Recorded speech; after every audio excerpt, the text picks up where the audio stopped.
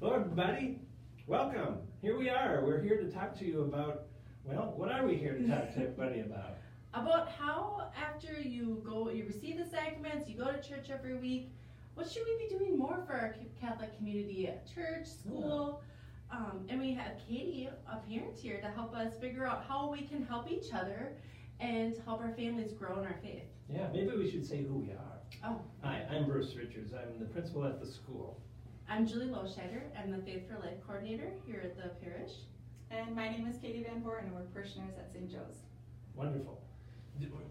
All of you were at Mass last week, right? When Father was talking about that jar he had.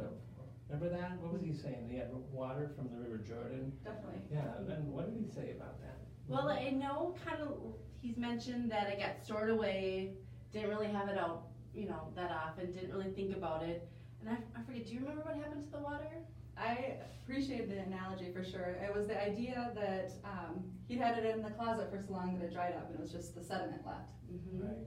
And then he had asked a question, or maybe it was the metaphor, or whatever he made at that point, where he was saying, our baptism, it's almost one of those things where you got to keep it alive. Mm-hmm. So what do we do so we're not just sacramental people? Meaning, sacrament, you receive it and then you're done until the next one. That's never the goal. And of course, it's great to attend Mass each week, pray before meals, things like that. Mm-hmm. But I feel like there's something more we should be encouraging and providing. How do you feel, Katie?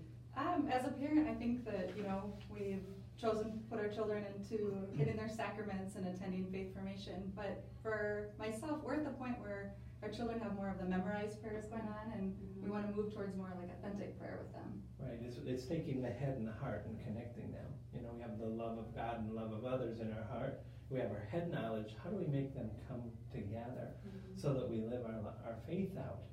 So, I think this was perfect because the second reading from today is really talking a lot, and I'm going to just reread it because it talks about the gifts of the Holy Spirit.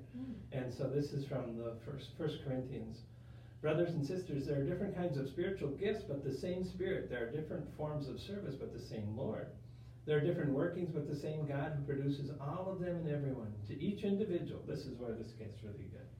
To each individual, the manifestation of the Spirit is given in some benefit. To one is given through the Spirit the expression of wisdom. That's a gift of the Holy Spirit. Right. To another, the expression of knowledge. Another gift of the Holy Spirit, according to the same Spirit. To another, faith by the same Spirit. To another, gifts of healing by the same Holy Spirit.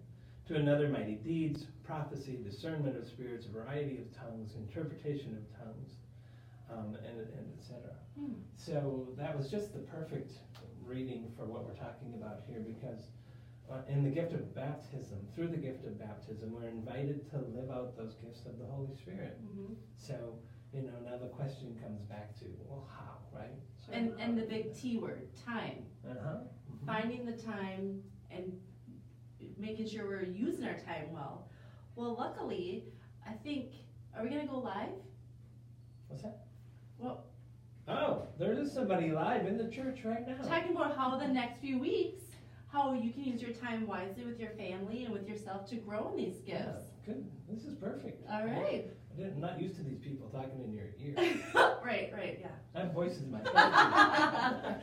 All right, live, out to the field.